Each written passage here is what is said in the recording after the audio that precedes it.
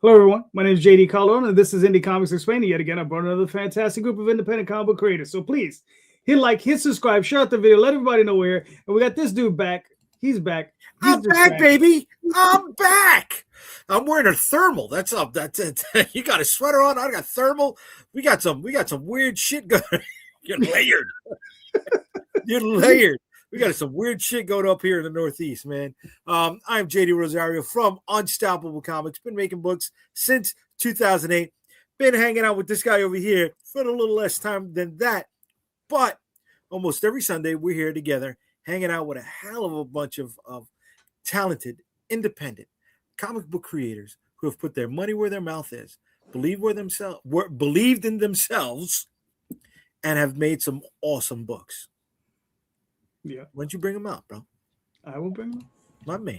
Hey, what? Hey. What's up, Randy? Hey, everybody. Randy Zimmerman, Arrow Comics, writer of The Atlantean, podcaster twice a week on Indy Comics Network. Early Sunday morning at 9 a.m. Eastern time, and then real early Friday morning at 5 a.m. Eastern time, so that we look at some great comics. So stop by when you can. Cool. Happy to be here. Hey, how's it going? Mark Dudley from Imaginos Workshop, the writer and the creator and artist for Judah Fist, Seven Deaths of the Yobi, or an overseer of a whole bunch of other stuff. All right. Cool. You mean weirdos. That's right. What's going on, everybody? My name is Matt Knowles. I am also wearing some thermal clothing right now because it is cold in Florida. It is just as cold in Florida as it was in Alaska at one point last week. They had our temperature here in Alaska, and it was colder here than Alaska. But I am one half of Insymmetry Creations. I am also glad to see that JD Rosario did not go run when he heard I was going to be on the show. This is the first time in like a year that JD Rosario has actually showed up when I showed up for the show. He and I both have, I mean, I'm a Dolphin fan. He's a Jets fan. But right now, this week, all we are both anti-Patriots fans. So there we go. We can roll with that. Insymmetry Creations has got a great Kickstarter out there right now for Tatsumi, the Serpent Mistress, for fans of Pirates of the Caribbean, the live-action One Piece and martial arts heroines. But I'm sure we'll talk about that in a little bit, right, JD Calderon? Yes, we will.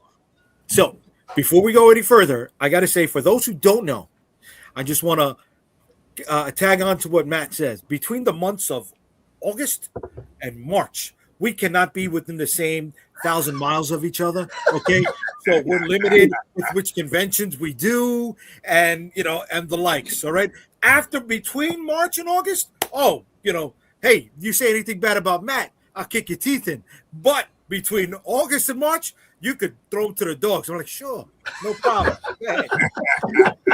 and likewise, between March and August, if you say something bad about JD Rosario, I'm going to let Randy Zimmerman kick your teeth in. Yeah. We're going to bring you down, Randy. Do what I have to do. There you go, baby. Especially if the price is right. Football wise, me and Randy we suffered this year already. So we had it. I keep telling everybody we had it way too easy about the last 4 or 5 years. People got stupid. They forgot how to drive in this kind of weather. That's right, buddy. Yeah, but that's all over, brother. Well, I kept saying we were going to get walloped one of these years, just right out of the blue, and this might be it. Randy, I'm hearing Blizzard of 78. That's what people are saying. Remember the Blizzard of 78? I'm like, yeah, I remember the Blizzard of 78. I do. I remember the Blizzard of 78. I drove home from work, literally driving from mailbox to mailbox, trying to stay out of a ditch. That's right. All the way. I worked 30 minutes away from my house, and on that day it was an hour and a half. So let me ask you. Michigan winters are different, buddy. Either they good or they suck. Mark and Randy, where you guys are at, does the salt just blend in with the pavement, and you can't see dividing lines out there by you too, or no? Oh, absolutely. Okay. Here and there, yeah. It's mainly the salt just gathers on the car. Yeah. No, brother. Over here, go wash it off. Blends in with all of the dividing lines, and people. It's choose your own lane in the highway. It's no, that's normal. That's that. I'm in Flint. That's salt and no salt. That's Flint driving right there. Right. Choose your own lane. Yeah. choose your own lane. Decide whether or not that light is actually red or green. That's up to you. Yeah. All the There's South always got to right drive there. defensively. Always. Well, all right. In Puerto Rico, I don't know if it's like this by any of you guys, but I know in Puerto Rico, after midnight, a red light is a stop sign. Okay, it's a yield. It might as well be a yellow. As long as there's no oncoming traffic, you can cross the red light after midnight. Yeah, that's because carjacking was a bad thing out there for a while. Right. Oh yeah. And they just kept there's a reason. They kept the law going. Reason to keep moving. All right. Now that we're done with the weather, Who's next? My next book is based on the weather. Come on. Here's Tom with sports. Gregory, since we're Oh, done we with kind of the went weather- through sports. And Too, other yeah. news, No, we went to sports dude. as well. Yeah, there you go. All I need to do is start talking about the UFC. We'll be set. Anyway, oh, there you go. all right. So here's the show question: Are we returning to a golden age in indie comics, and why? You know. So, Mark, you're in the hot seat, so we're just gonna pass it on to you. Okay, so I mean, you can look at it a couple ways. The fact that we got multiple distributors trying to figure it out, maybe looked at as a bad thing at first, but I think when they get it together, it's going to be a good thing, and I think that's good for indie comics. Especially looking back to when indie comics really last time it really blew up in the mid '80s. In the mid '80s, that was the case. You had multiple distributors. Yes, you had the direct market, but you had multiple distributors, and you had people who were willing to take a chance on something new. And you see the result. A lot of that stuff is still here today and still venerated today. And I think people want something new, and I think the LCSs in particular, they're a lot of them. I don't say a lot of them, but there's some of them that I've talked to that are getting tired of pushing the same old stuff, man. They at least want something that is independent to kind of point people to that maybe like their favorite thing, and that's a door. That's all we need is a door. So I think that I don't know if it's coming back yet, but I can definitely see the avenue for which it can come back. All right, cool. Matt, what are your thoughts? So I'm going to answer your question with a question. Is this a thought that you have? Have you heard rumors about coming back to a golden age? I haven't heard anything along those lines. So is this a question coming from you, or is this something you're hearing? No, this is a question coming from me. Okay. I don't think that it's a golden age. I think I think that there's a lot of room for discovery right now, because a lot of the old ways are not as easy. And I will say, obviously the whole diamond path obviously isn't there. What people got used to in the 80s and 90s of, hey, just get on a publisher of any size and get into diamond and get into comic stores. That's not there.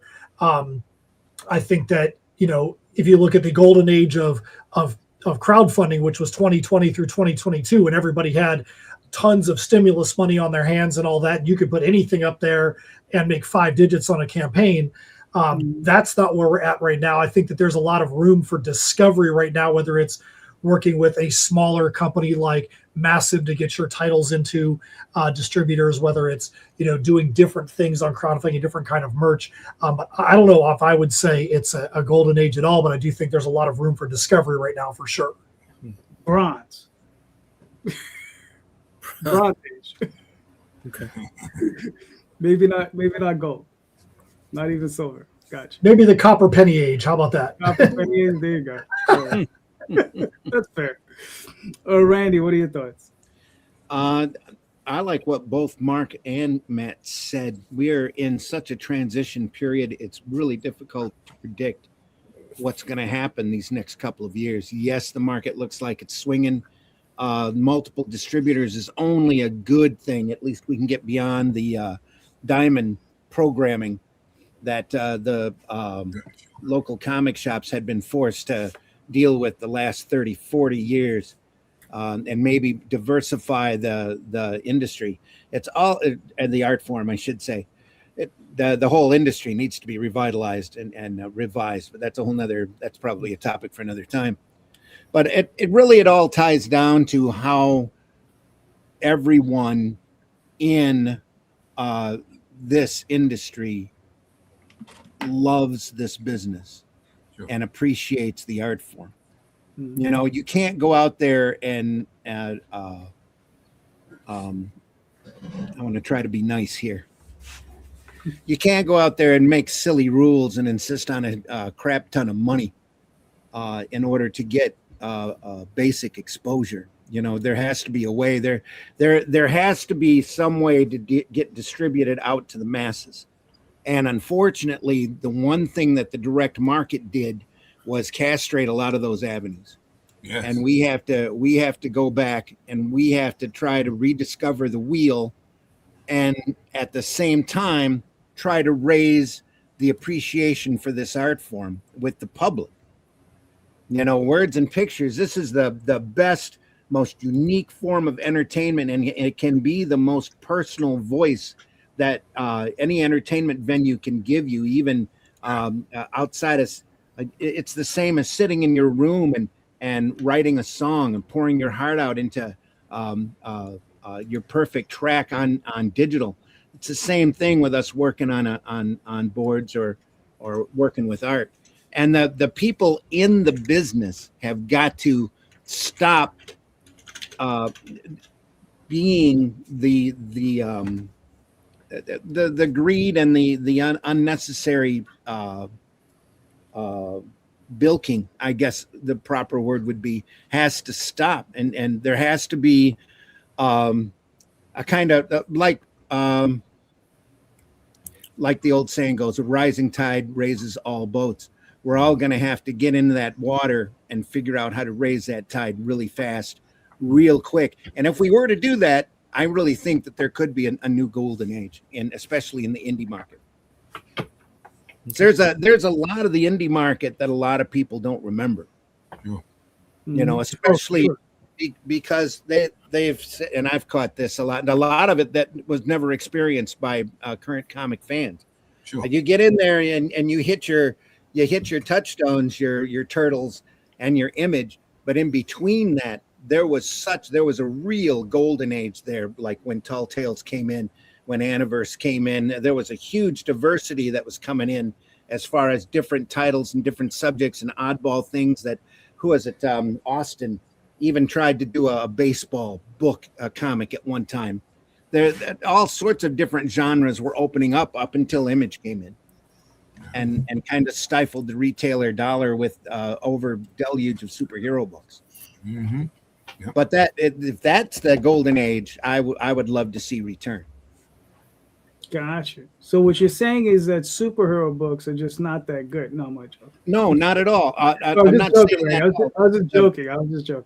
The problem is ever since the market started, and ever since I've been involved in the market, and since the 80s, there's always been these people out there that find and bilk the system. Mm-hmm. You know, you've got people that have gone out there and manufactured the cheapest, most gaudiest looking black and white comics you could ever imagine. And you sit there and you see that this retailer literally has to eat it because he doesn't get to return anything. Right. And he's taking a chance on any title that comes through previews, hoping it's going to be the next Turtles. You know, back during the 80s, that's why the bust happened. All of these guys took advantage of the system. Yeah. People don't realize. Diamond and Jeppy took advantage of the system, became the exclusive deal in the market so that they could make all the money. That didn't help the art form any. You know, it helped some collectors. Pardon? I said it's like the ultimate gate to be kept at the end of the day. Exactly. I remember as I saw this catastrophe happening, man, in the early 80s to early 90s to mid 90s. I saw this iceberg, you know, coming. I'm telling people, man, you know, you could just it's better with this. I said, you got to be crazy. Monopoly is never good for anybody. Right. You that's not gonna happen. So again, you know, everybody was spooked. Everybody, it was during the speculator days, whatever. But then you also got to look back at at stuff that happened even before then, right? You got to look at the seduction of the innocent and the comics code. You got to look at all of that, because before the code, you know how many different type of books people were putting out. Right. Oh, there's an amazing history. Yeah. Right. Yeah, you're right. But there's certain books that never should have survived either, right? I've gone through the dollar bin, and I've seen that indie age, and I've seen some of the books that just Sure. It all depends on which age you're talking about. There was a lot of experimentation done in the 80s, especially in black and white. Oh, yeah. It was so easy and inexpensive to print a black and white comic back then. So Right. you had a lot of people, yet samurai penguin, any animal that they could put a weapon to that was running around in a comic. Kung Fu And Gopher. then we forgetting Caliber. Caliber was doing black and white. Caliber has lost a whole lot of beautiful stuff, man. You know, I mean, we lost a lot. It's a great thing. Mhm. We definitely lost a lot of imprints, not just Caliber. I'm just saying in particular in terms of what in terms of taking it the black and white route. It's not even that as much as all of the talent that has gone out of the business, because the way the system has worked and the way it's so easy to be discouraged working in the indie and small press market. It's a Herculean effort just to get one issue up. And few people realize the kind of work that goes into doing just one book, let alone getting to issue 3 or issue 5 or issue 10 or issue 12. You know, But when Calderon was asking, is it a return to golden age? I got to ask, are you trying to put an identifier on this era, right? Or is it because there's an influx right now in the market of that Dogman group, right? Those kids who had that entry level through Scholastic, whose financial barrier of entry was very minimal. Their palettes are starting to expand, and they're looking for something different, and they're willing to buy, books outside, not just in the big two, but outside of the big two. They're going to the comic book shops and they're picking up something more because they've already been used to going to the comic book shops where they see, those books on the end caps. If those shops were doing it right, and building them up to become future readers. If that's the golden age he's referring to, I think we got a hell of an influx. We got another troll in the Oh yeah, I guess so. Another troll. This guy. Through, bro. But when if that may be the case, then we've got a shot right now at some revitalization and new money in the industry. Let's look at this right now. I'm not trying to make fun of anybody. I'm not trying to make fun of any of us right now. I'm the youngest one in the room, and I'm 50. No, hold on. Wait a second. I think Mr. Knowles might be younger than you, isn't he? Let's put it this way: by actual biological age, he might be right. By the way I carry myself, absolutely not. We're aging out, right? We're aging out. So the way we like comic books, the way we read comic books, the way we're expecting comic books to come out, that's it, right? Our dollar at some point is not going to count anymore. What we want to see, you're making a great point. What we want to see is going to phase out. That's why we have to. We have to look at regrowing that audience. Yeah. Right. But you're making a great point, right? But again, I read something on ICV2 a couple of days ago that kind of made me think that they didn't know what the hell they was talking about. So they're talking about manga, and they're like, oh, the manga's doing this, and it's a mystery why it's doing that. No, it's not. It's not a mystery at all. What are you talking about? First of all, nobody. Look, my thing is this: I love comics. I love superhero comics. I give them whatever, right? But my thing is this: I don't want to read no story that has no ending, where the fifth act is always a retread, and nothing that happens to the character really sticks or means anything. Getting tired of that. Number two, you want different genres of stuff, which you don't get here in the States for the most part. And yes, the indie part, and you brought up a good point there, JD. These kids are reading comics, but they're not reading the comics we're reading, obviously. Right. And as they're aging up, they are looking for new stuff, but they're not looking for superhero comics. And so they're not, right? They're looking for the Dragon Ball Z stuff. That right? that can bring back a age where indie comics have a better shot, because the indie comic we do everything in indie comics. Right, but indie comics are never gonna have a better shot, bro. It's Well, not. one thing is bro. That's business. You talk about capitalism a lot, right? That's how capitalism works. Yeah. Well, of course. Randy brought that up, right? Randy brought that up with the shit. Even my wife brought it up for a second, right? With the slot that's coming out right now. Sure. But you bring out 52 SKUs of the same book in 1 week, you're flooding the fucking shelves, right? So Randy said that the shops were buying maybe the next potential winner in a future Turtles book, so they were dipping their toes into all of those indie books, which turned out to be bust. But now we have the other side of that coin. A lot of them, that's how you get an opportunity. A lot of them did, but the real bust was the fact that the retailers were hooked on Image coming in, because they were programmed that superheroes always sold. Image comes in and does a bunch of let's say mediocre to bad superhero comics all at once, and they just flood the market. The retailers have no money for any of the black and white stuff. So, but then that, on top of the bad quality that some of the black and white publishers were doing at that point, but there were a lot of really classic comics that I miss that are gone now that should have stuck around. Galaxian could have been just as big as ElfQuest. If you're not familiar with Galaxian, it's a science fiction continuing series, very much like Star Trek, that had a really nice anime style, anime equivalent style to it. That was a lot of fun. It was a great book. There's so many great titles out there that Reed Fleming, World's Toughest Milkman, is gone. The even Milk and Cheese you never see around anymore. But if there was the only way that those indies are going to have a golden age is if there's some way to get out into the real mainstream, or to enlarge their audience past the limited audience that crowdfunding gives you. Yeah. I mean, to Randy's point, I think the biggest issue that I see is that independent publishers, Dave Sim, Jeff Smith, Terry Moore, publishers like that are going to be non-existent, because these companies, they don't want single publishers. Mm-hmm. They want a publisher with a line of books, right? They don't want a single creator just with one book for one SKU, right? And that's how they're looking at it. And, that's a shame, because the thing is, it's like, yeah, it's about money, but does it always have to be about money? Yeah. Right. And the thing is how are we ever going to find another Dave Sim? Are we going to ever find another Jeff Smith? Are we going to ever, you know what I mean? Are we ever going to find these people? Well, it seems like it was organic with the last time. Right. And the thing is organic, and I think that we don't take that into account enough.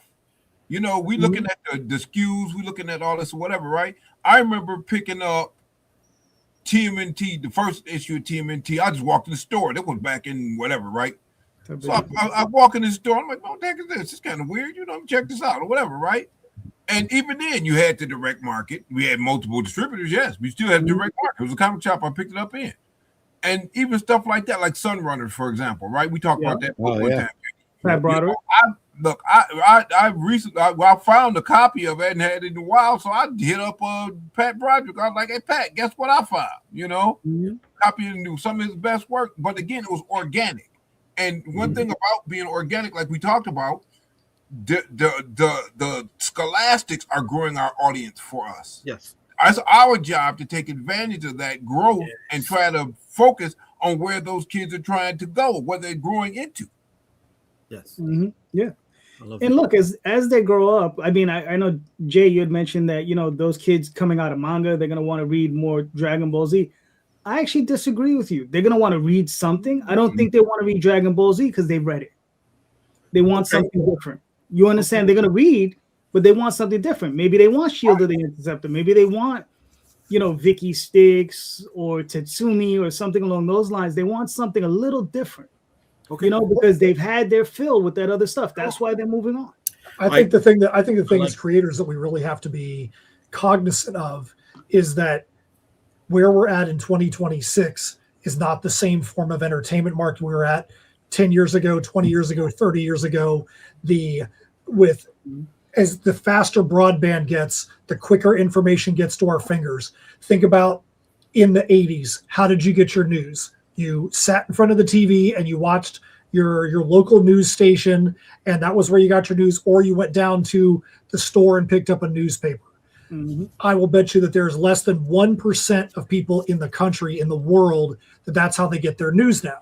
They are watching CNN, or they're on their phone and they're flipping through their notifications on their phone, scrolling like this. And I think that if people are like, well, I want to go back to only getting news from a newspaper or only getting news from the local news, you're kind of missing the point. And I feel like you need to say, what other ways do I need to get my media out there? Do I have to do a conversion of what I'm doing and get it on Webtoon, so that way when people are on Webtoon, they can go get my comic and they can just literally with their thumb scroll through an episode, because there are people out there that only want episodes of something they can read in 5 minutes, and maybe that could be the gateway to bring them elsewhere.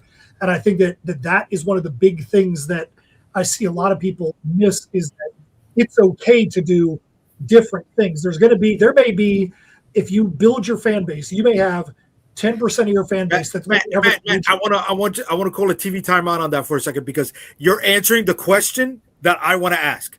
Okay. So I just backed up. I love where you go with it. I do. So I'm not trying to shut you down, but I do. I want to make sure Calderon answered his question first. But you are going down the fucking road of what I was going to ask. And you know what, JD Rosario, because we're aligned today, I'm going to calmly and kindly pause so that way you sir. All right. Okay, cool. Calderon, did you finish your answer, brother? Well, as far all right. So as far as it being another golden age of independent comic books, look, I don't know. I mean, I'm asking because I'm asking, right? I don't know, right? I literally generally came on the show and said, let me ask these guys what are their thoughts on this, right? Because that's what this is about. It's about us sharing our thoughts, right? There's one more piece to it, though, too. Again, there's one more piece to it. That piece is things going from one comics medium to another comics medium. Like I've been noticing and talking to people. A lot of people doing web comics are taking those web comics and putting them out, like you were saying, Matt, chapter by chapter, putting them together, and then putting them out as a graphic or putting them out as a trade or whatever, right? And so they're baking those audiences in. And so everybody in that audience, they might read the chapter, but they're gonna, when the book comes out, they're like, I want the physical copy. So that's another avenue that I don't think, that we talk about enough. As it relates to, putting out that next indie hit or whatever, right? So, yeah. No, I mean, you're right about that. But getting on to my point is like I said, I just want to get everybody's opinion on it, because I do feel things are getting a little better. We've already been through a rough patch with the loss of Diamond and all that stuff. And we've seen that downturn in Kickstarter, right? We've seen everybody just pretty much get cut by 30%. Right, I think everybody pretty much lost 30% of their sales across the board, and that's from the top to the bottom. It's all of us. And I think I don't think things have rounded that corner just yet, but I think we're starting to hit the corner. Maybe I'm just optimistic. I don't know, but once in a while I do try to be a little bit more optimistic. Sure. Because I look at it like this. Gloom and doom, it's only gonna last so long. It's like anything else, it's only gonna it's cold now, but it's only gonna be cold for so long. And trust me, in the middle of August, we're all gonna be sweating our nuts off, and we're all gonna be like, damn, I wish it was a little bit colder. I have sworn to never bitch about the hot weather ever again. Never. Right. Never. I'll strip down to nothing and sweat. Thank you very much. I will do that for you when it's 120 heat index in Florida in the summer. I'll take care of that for you. Yeah. Right. So I do feel things are getting a little bit better. I whether or not they are, I don't know. You understand? Maybe I just got off these last 2 campaigns, and maybe I'm still a little bit on that 2 campaign high, and I'm ready to jump on to the next one. Maybe that's that. I think we have to think about all this from an integrated standpoint, though. That's really the point I'm trying to make. You know, it's not just Kickstarter stuff, it's web stuff, it's physical stuff. All of it is in the Mark, comic. that can be answering my question, Mark. God dang it. Hold on. I know you got All right, I'm cool. I love everybody's energy tonight. Wait, tonight. but Right? hold on, Jay. I'm not done yet. Mark, Yeah, just just answer your question real quick. Right, here's the thing, though. You see, I might be optimistic, but I'm also very selfish. I don't do those other things. I just focus on what I'm doing. There you go. Yeah, but that's why it's an eco structure, though. You know what I'm saying? Okay. What? That's why it's eco structure, because success. Let's get back to what Randy was saying. The rising tide raises all. Right. Yes, I do agree. I'm Right. joshing you. So yeah. Right. Here we go. All right, Jay. I'm sorry. I was. No. So, I was going to jump in, Jay, but I don't want to No, Randy, go ahead, speak jump up in, and baby. maybe answer your question. Oh, okay. All right. So let me. Yeah, I think you need to get that question asked because I feel like we all are I know, answering. I know, even though we everybody's don't know answering. it's there. Now I need to Well, know. because It's all part of the everybody's mind hitting- hive. Everybody's There you go. hitting these points, right? And Mark, you brought up the eco structure. I love that, right? The ecosystem. All right. So a couple of years ago, Calderon did a book called Tenchi Muyo, right? Came out after the cartoon came out. Yes. Mhm. Yes. All right. And it comes back to, not just that Dogman group, all right, but that early anime Manga group, Cartoon yeah. Network, right? Yeah. They're aging up. Their dollars are coming out because that book that he wrote in the fucking 90s, based on the cartoon, right, exploring the whole world of the cartoon, blew up. What was the number? They did it like 100K? 159. 159. So their dollars Amazing. are there right now. All right. So they took a way to capture that spending power. They found a way to grab that spending power of that group that came into this. So I'm gonna start with Matt because he was on that fucking journey. How do we capture the spending dollar of that group that was into the anime and the Cartoon Network stuff from the 90s? The Dogman that's aging up right now, right? You were giving up some great points. I think that every creator needs to be honest with themselves in this way, and that is one: are you creating the story simply because you want to see it in print, or are you creating a story because you want to see a business built around that story? And I think if you want to see a business built around it, you have to understand what are the ways that the business is actually operating right then. We know that in 2020 through 2022, Kickstarter was at an all-time high. Then the economy took a turn and absolutely crapped the bed. The end of 2023 until right about now, Kickstarter has been really rough for the independent creator. The chasm between the haves and the have-nots was as big as it ever has been.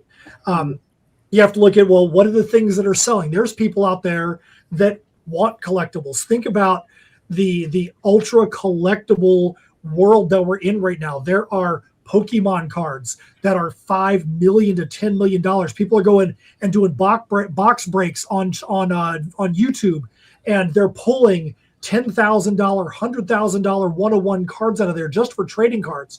And we have to say, okay, well, maybe we need to make sure that the stuff we're doing has got a collectible side to it. Maybe there are some people, doesn't mean everybody, there are people that want the $5 or $10 issue, but there are some people that may want, the JD Calderon 101 trading card, of JD himself. Maybe they want to see JD and JD in a sword fight. Who knows? But I think we need to be honest with ourselves, and if you want to create a business around it, not be afraid to explore the things that others may want that may not be your wheelhouse. I'll tell you one thing really quick. Go for it. We have metal covers that we do on our campaigns. We have laser engraved wood covers that we do on our campaigns. We know how much those things are. I can tell you, for me as a personal collector, I would never personally spend the kind of money that it costs to get a metal cover for my own personal collection. But I know there's people out there that want those things. So what kind of a fool would I be as a businessman to not create that thing if I can make money on it, if there's somebody out there that really wants it? We have guys that every time we set a campaign up, the only thing they get is a metal cover. And I'm like, you know what? I'd be throwing money away, and I would be just not gaining that money if I wasn't willing to create those other products. And I think, like, to answer your question, Jay, You just got to be real with what lengths are you willing to go to try and capture that market and bring that market into your environment, Okay. into your eco structure. Boom, Mark Dudley, love that phrase. Yeah, Well, but what are the limits? Where will you go? Well, there's another piece of that though too, right? Because I'm working with I was laughing y'all say I oversee a lot of stuff, right? So I'm working with the creator right now on a book that, you know, you got people in her ear who are telling her they can get her $1 million Kickstarters and stuff like that. I'm like, no. I'm like, first of all, no one knows the character. I think the character's dope personally. That's why I'm working with her. But nobody knows the character. How you gonna get $1 million Kickstarter off something nobody knows? Number one, and number two, you know, it comes down to, look, this is unfortunately, yeah, you might get some fast hits here, but this is a slow burn. This industry, buddy. If you're gonna really, you know, make some, you know, make some relevance here, you're gonna, you know, make some impact. It's gonna slow burn. You know, it's a lot of good books out here. You know, again, I got a copy of Oswald, and I'm like, man, this is amazing. This book kicks ass, right? But it's still a slow burn. Mm-hmm. At the end of the day, so I think that a lot of times, especially people coming to this market, you know, one of my younger studio mates, it's funny, he was like, I know this guy's making $1 million. I'm like, no, he's not. This is a mainstream comic guy, right? I'm like, no, he's not, nowhere near. It's that their expectations are, they want to get in here, make the money, and leave and whatever. But again, this is slow burn, and I'm not going to say slow and steady wins the race, but I will say that if you're not in here for some longevity, buddy, this is the wrong place for you. Yeah. Yeah. But again, how are we capitalizing on that group that is aging up? I think you got to write stories that are going to appeal to them. If you're like, I'm going to write this story that appeals to me as someone in our demographic, and you're not trying to write something that might appeal to a different age group or demographic or worldview, whatever it might be, you can't expect that you're going to be able to force your story down their throat unless you've got a story that is the best thing known to man that can transcend. I mean, you know, we're not all going to be writing Lord of the Rings that's going to be having adaptation after adaptation over a century. You know, you have to think about, am I going to write something that's going to appeal to a specific group? And that doesn't mean you're selling out by doing that. You're just trying to be a smart businessman. Sure. Yeah. Agreed. And you also got to find that thing, right? Okay, so they're aging on Dogman. They're coming to manga. So what do we know about manga? What do we know about Dogman? Dogman, you know, was easily digestible, you know, and the parents liked it. You know, there's no bunch of TNA in there. Number one, right? And then you get the manga where, you know, these kids are reading stuff their parents don't know they read. Right. You know, but the main thing is that the kids feel like they can relate to the characters in the manga. It's all about relationships. So even if you got a superhero book, like for example, you look at the manga My Hero Academia. It's a superhero book. That's what it is. But these kids feel like they can relate to that because it's people that they can relate to as the characters that are the main characters of these books. It's not like the main guy, the big super guy. He's not the main character. It's the little guy who's trying to work through and gain his powers and use the fighting spirit to be a better guy. That's what these kids are buying, right?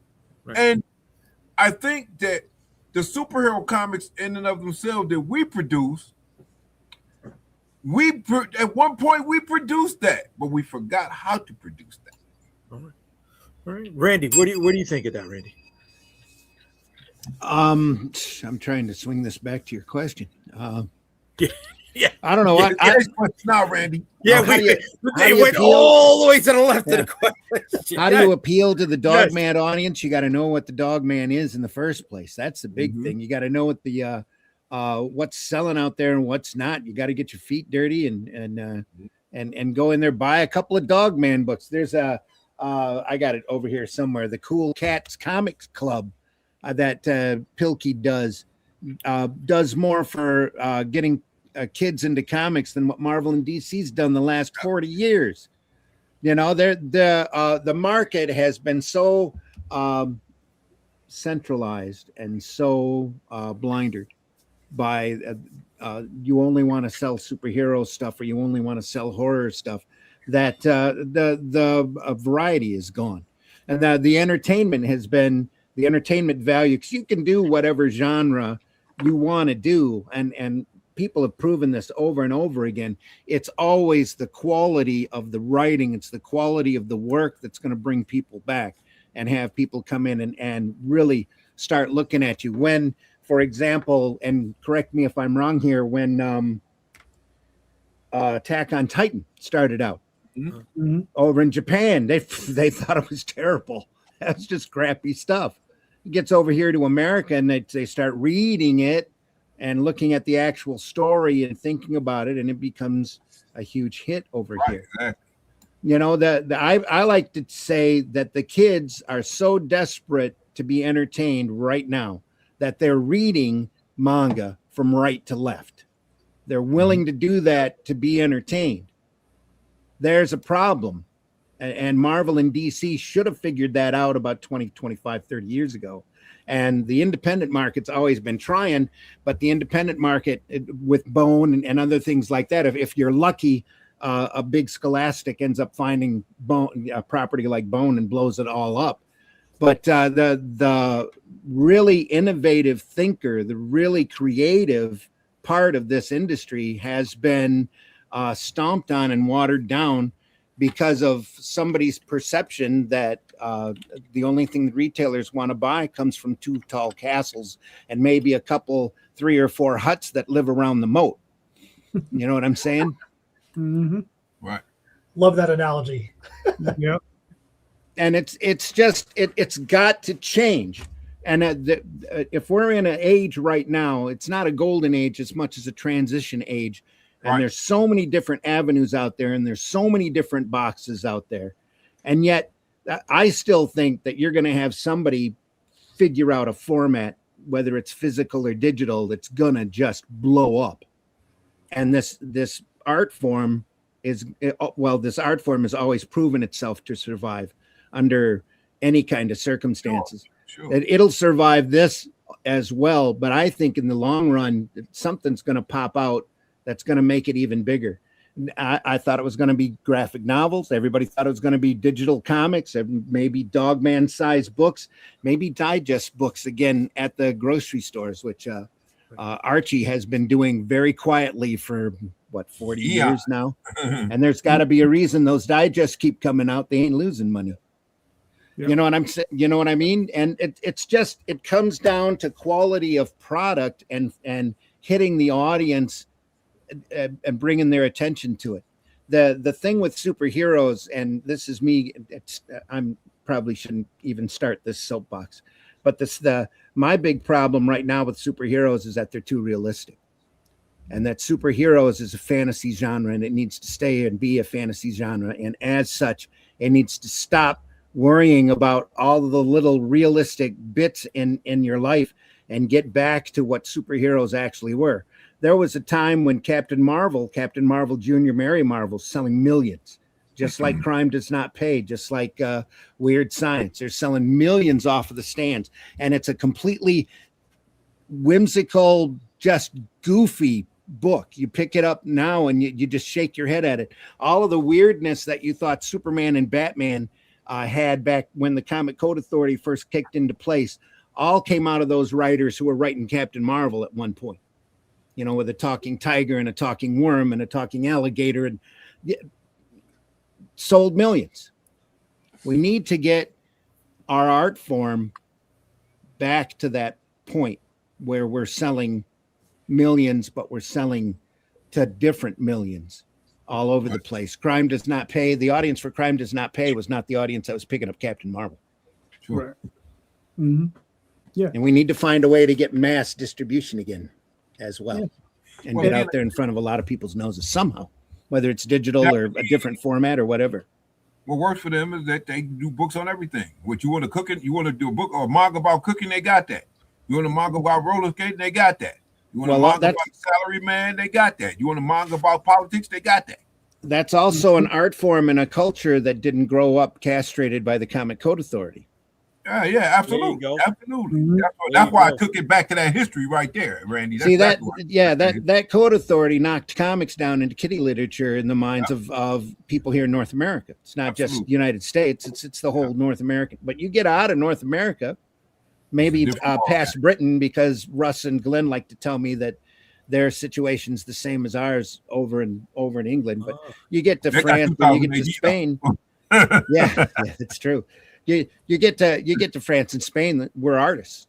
Yeah. We're respected as artists Fair. over there, and not as comic book people. Comic book artists at the base of your shoe. They're artists with full exhibits and Mobius level respect. Yeah. We should have that here. Yeah, I don't know, Calderon. You want to answer before I give my take, buddy? Yeah. Well, I think. All right. To get back to Randy's point, I think one of the things that we need, the only real way we're going to capture that audience, is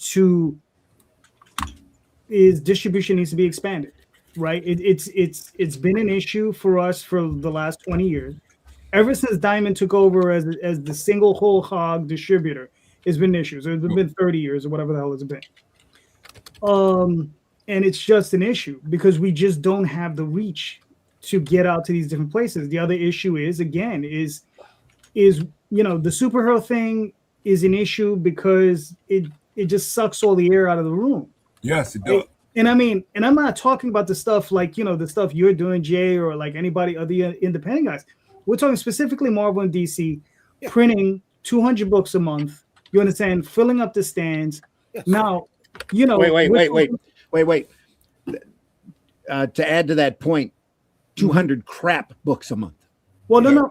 Well, I was gonna add that. It says maybe 20 good books, and the rest of it is crap. You understand? That's usually the issue. And on top of that, though, is they have that many books and then another 60, 70, 80 alternative covers.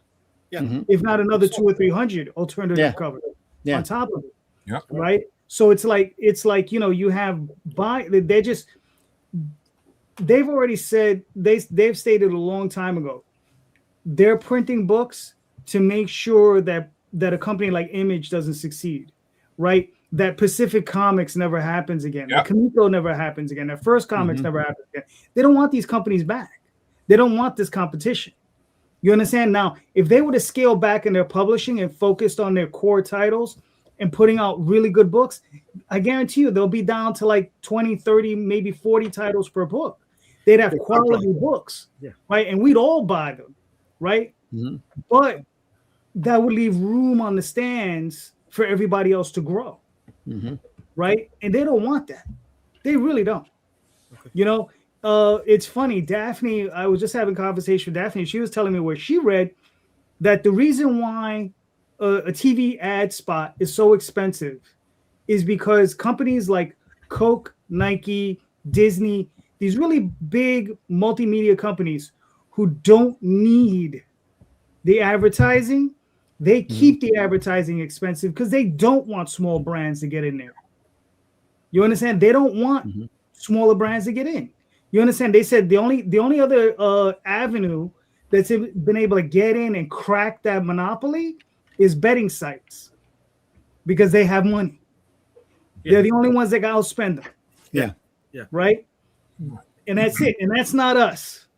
Yeah. Right. But I think too that, kind of cycling back, I think we've all kind of said this, but is you look at when Walmart's first started to come into existence and the big pushback from the small mom and pop shops that were like, we're going to go out of business because when Walmart comes in, we're going to lose our customer base. They're going to be pricing us out. Walmart would be like, oh, this store over here sells this kind of widget. We're going to have this kind of widget on our shelves and we're going to sell it at a loss just to get people to come in here and not buy from them.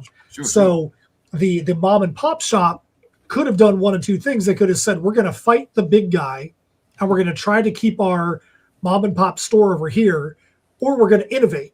And we're now going to become the top dog on eBay and on Etsy and other places like that where they don't need that. So they were like, How can we do this and reinvent the wheel and be smarter about it?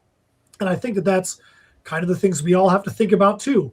What are the ways we can go? Is there a way to get the books out there that's not going to need a diamond? I mean, obviously, if you want mass distribution, you need someone that's going to be distributing it. But in the end, in the long run, if you aren't going to get money back off of it, is it better to just go direct to consumer? Yes, that's going to be more difficult, but I know quite a few people that, especially nowadays, that have had titles that have sold a lot on smaller companies, and they get their royalty statement back and they're like, oh, I didn't realize that the smaller company did a print run of 5 times more than it ever was going to be able to sell.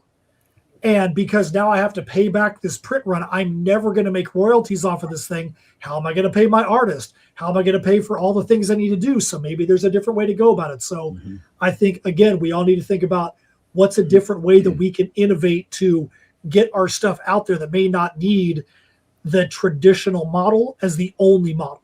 Yeah, and Matt Knowles answering everybody's question today. I had a question that basically led to the same place.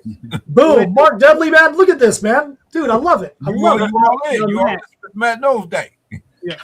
Matt, let me add a little bit to what you said. Actually, I want to ask, obviously you've heard those situations. I've heard of those situations too.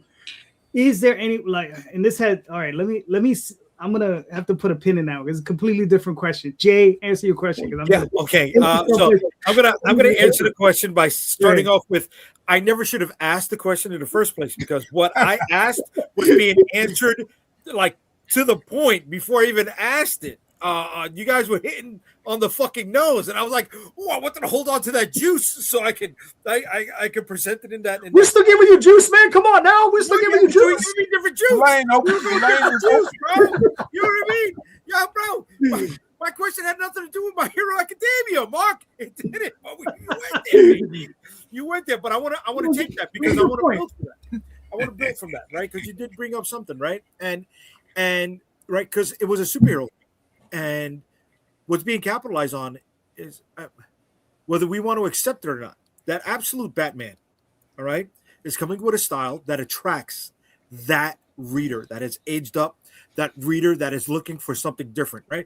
That reader who's ready to go from vanilla to, Oreo, or vanilla to, mint chip.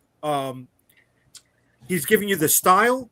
He's giving you the excitement, the not as much verbosity, right? But it's the same writer that had one of Batman's greatest runs in recent memory, and he's doing triple those numbers, right?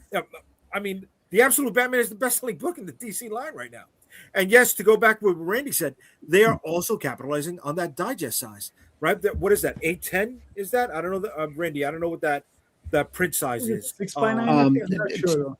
It's like a condensed. It's slightly smaller than a comic. Yeah. Okay. Yeah, 6x9. So, okay, yeah, that 6x9. But that's the Archie stuff that we were used to, right? That's the stuff that they'd always been doing, and what's keeping the business all this long, right? But now, one of the things with manga is they had 30 years of buildup out there before it came to our side of the pond, right? So people that didn't have access to it are seeing it as brand new, and they're seeing it as a regular, consistent release. Something that we are not doing at an independent level. Manga and anime has been around for a long. Of course it has. Of course it has. Time, right? But brother, and it's built its fandom up quietly, but I think it's literally built itself on the back of the fact that the corporate comics quality have dropped as much as they have. I don't think they would have the foothold in the market if it wasn't, quite frankly, allowed by these big companies. Yeah, but it just didn't care about the market. They didn't care about the entertainment value of their product. Well, that's because they thought they had. Again, look, I'll say this one thing. Look, we are junkies. Let's be for real, right? We need a fix. We're going to get that fix every Wednesday or whatever, right? So it's like the dope man. The dope man, he got people out there buying rocks all the time. He's like, I'm not going to the main connect. I got all these fools buying rocks. So they're gonna keep on buying rocks. And that's the problem. We keep on buying rocks. Right. Well, when Dead, that drug keeps leaving a bad taste in your mouth, you start looking for another drug. Right. Yes. Exactly. Yes. But again, we still addicts. Yeah. Yes, but see, Green Lantern Books brings us up, right? They still have 30 years of material worth to translate. So even though it's overseas, it still hasn't hit the shores. It hasn't been Americanized. So they're not seeing it, and they're seeing it's honestly, it's still not Americanized. And they bring some bad manga over here, man. Look, I got a lot of friends of mine. One of my our Jeff, who our editor at Imaginos, he taught in Japan for 8 years. He speaks fluent Japanese. Man, they bring so much garbage over here now because they've already mined it for all the good stuff. Yeah. Okay. Mm-hmm. Okay. Yeah, that's a possibility also, man. Right. There could be a point where that stuff just becomes the slop that we're talking about that's coming out from like the big two, or the slop that's coming out from people that want to AI generate their books. But there are a lot of slop coming out too. Yeah. The positive example off of this, and let's hope that it would be nice to see it go this way. Over in England, they got exposed to the Marvel universe in every form that you can imagine, mostly in black and white, especially during the prime years. And they went through Marvel UK, went through the Marvel universe and reprinted that like 5 times over in 4 different formats, everything that you could imagine. And it sold like nuts. And when the English couldn't get any more of that or any new product or new, better product, they started looking inside and started working on their own product.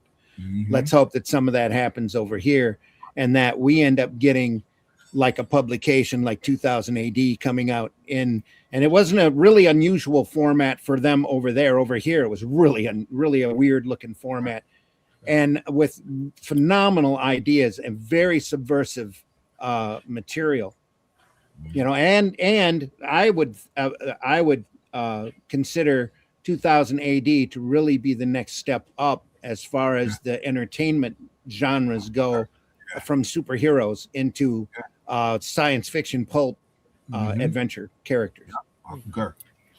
That's true, but hold on. I have to sound and say, I mean, those are like strange mistresses. Those are strange mistresses coming together, but not as strange as the serpent mistress. Okay, so nice video. Nice, but nice. That was good, bud. Okay.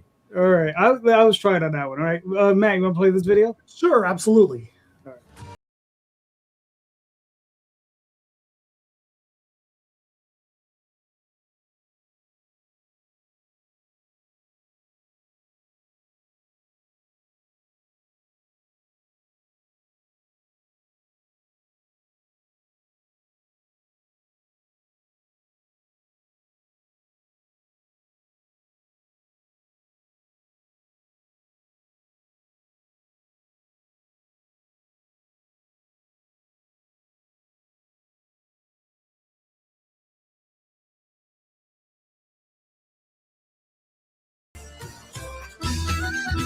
In issue 2, we head to the port of Alabastus, where Tatsumi seems to find chaos around every turn. We're also excited to have a guest appearance from the heavy mahogany band, the Dread Crew of Oddwood, within this issue. There's even a special Tavern Brawl variant cover that features the band and the crew of the Side Stalkers squaring up for some ale-fueled history. So head on over to the Kickstarter campaign now and see what we have to offer. And then join us January 27th through February 13th. You don't want to wait, because there'll be early bird specials and limited edition items that you don't want to miss out on. We hope you're ready for a swashbucklingly good time. We'll see you there.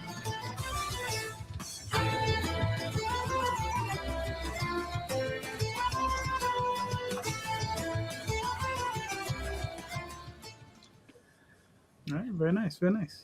Nice. So that's only the second time in 17 campaign videos that the music in the video is not something that I wrote. The band that's in there in the issue, the Dread Crew of Oddwood, is the actual band from San Diego They're on a European tour right now, and that's all their music.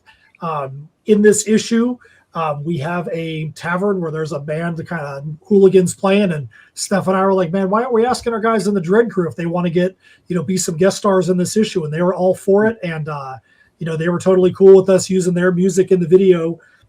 And so, yeah, we've had a lot of fun with this. So Tatsumi starts from her origin stories in our fantasy horror one-shot, I Am Keto. Tatsumi, the Serpent Mistress, gets to tell her story where she's the unquestioned lead, with her being, left for dead after the Dark Conquestors and Sorpers basically left her land, raised and scourged. She ends up being picked up by this pirate crew, and we love putting characters in fish out of water scenarios where you've got this Onabageisha martial arts person from a very prim and proper culture that now has to align with these pirates. And it's been a fun story so far. We're really excited about where we're taking this story. We love the merch that's in here, as you saw in the video. We have shirts, we have socks. I think this is our 11th different pair of socks that we've done. We have poker chips in here. We are literally, when we started this, we are $24 from our minimum funding level. Once we get to that minimum funding level, then we have some fun stretch goals we're going to add in there. But dude, literally $24 from the goal listed on Kickstarter. So all you need to do is go up there, maybe get an issue or two, or get yourself a shirt or some socks or some back issues, whatever it might be, and boom, we'll hit that level. I'll get the thing updated. We'll go from there. Nice. All right, cool. Can you put the link in the comments, bro? I didn't put it in there, JD. You going to put it in there? It's in because I need to see it in a private chat. That's why I can't. It should be at the very top. It's tinyurl.com/Tatsumi2. No, yeah. I pulled it up off your website, off your Facebook. Okay. Yeah. So I didn't see it in the private chat, so I just pulled it up. All right, I'll go try and put it in there again because I put it. Yeah, I saw it in there. I'm seeing it in the private chat right now. Yeah, I didn't see it. See, Mark's got my back. Yeah. Maybe because I signed on late. I didn't get it. That's why. Yeah, we really like where this story's going. I know that one of the things with our other titles is we normally write a little bit longer issues. Like with Heirs of Isildur, everything was 44 to 56 pages. Perfect Bound books. Everything we did with this one, every issue is going to be 32 pages. That way we can write comic-sized issues instead of, mini graphic novels. Mm. And the fun thing about doing that is it's really forced us to make sure that not only are we carrying forward the overall story arc, but making sure there's good, fun set pieces that are unique only to that specific issue. Issue 2's got a couple of them that are fun action-based sequences that are just in that issue, and are things that are going to be unique to that, like the Dread Crew's only in this issue, and then we have something really cool set up for issue 3 and issue 4 after that as well. All right, cool. Now this is the second issue. It's a limited series. So how many issues you see in the limited series? Right now we have this thing planned for 6 issues. One of the things we do have, we got really creative with our catch-up tiers in this one, because we've got a couple of artists or a couple of themes across I Am Keto and then Tatsumi 1 and 2. So our main art team, we have a catch-up tier. There's been people like, hey, I want to be able to get everything that's got Tatsumi in it. You could go and get the catch-up tier based on our main art team, Alessandro Ventura and Alan Emanuel. We have a manga sister duo from California that have done covers for all of them. So if you're like, hey, I really love Chess and Gwynn's cover style, you can go get their covers. We've done guest artists. We had Carl Moline, who was most known for his Buffy the Vampire Slayer run, but Carl Moline, and then a couple other guest artists. We have a guest artist pack, and then we have a specialty cover. We've got sketch covers and foil covers. You can catch up in that as well. All right, cool, very nice. All right, like you said, you're just a few bucks away from meeting your goal. You got another 10 days left on the campaign? Yeah, got 11 days left. We only ran it for 17 days because we found for us right now that's the sweet spot, especially with late pledges. If somebody gets there late, they can still go and pledge to the campaign. That way we can get the ball rolling and not be tied up for 30 days and having that inevitable dead spot in the middle of the campaign. It kind of decreases that dead area a little bit. All right. Well, somebody came in and got you over your goal, brother. Oh, take a look at that. That's what I'm talking about. There you go. Very nice. We'll be updating this. Time. We'll be Very nice. updating this after the campaign, and we'll get the first stretch goal in there, and we'll go from there. Good stuff. Yes, sir. Yes, sir. Look at that, the Indie Comics Congratulations. bump, baby. Look at that. Boom. All right, that's what I'm talking about. Boom. There you go. All And right. it Good came job. after I put up the link. You see? It pays to put the link in the comments. All right. Well, good job, sir. Good job. Thank you. Appreciate you. All right. You know, and just for that, we're gonna pull up this. There you go, Vicky Sticks. What? Oh, that's my book. Vicky Sticks reinterprets the Frankenstein's monster story in New York City, but with a female lead. And she is the last cry for any of the it's great things. You know, why is he always got to interrupt when I'm saying something, right? He's got to throw me off with my spiel. Tom, yeah, this thing is still on, Tom. Yeah, we're still on. Vicky Sticks is she's the protector of all the monsters that go bump in the dark, and she is the last word on their lips when they're in trouble and about to breathe their last breath. Issue number 2 is illustrated by Dani Hariwijaya, covered by Larry Tuason, written by me. It is a 24-page full-color book. Releases on Friday, February 13th at 8 p.m. How do you not launch a monster book on Friday the 13th? It's like, you know, it's part of the mandate. It must be done. What's really cool about this is that I am also doing a tie-in with a couple of other creators like Tom Hutchison, JD Calderon, Marvin Wynn, and Rob Multari, where we have our first stretch goal is part of a exclusive comic creator trading card set. And each one of our first stretch goals is a brand new piece of trading card art, which when combined creates one brand new puzzle image on the back side of it. So it's a fun way for all of us to work with each other and still stay within our own lanes, but also maybe give something back to our backers. Sure. And then one of the things I've been doing for the last few campaigns is that any returning backer that pledges for a physical reward will get a holochrome trading card automatically added to their reward at no extra charge. I don't have, frequent flyer miles.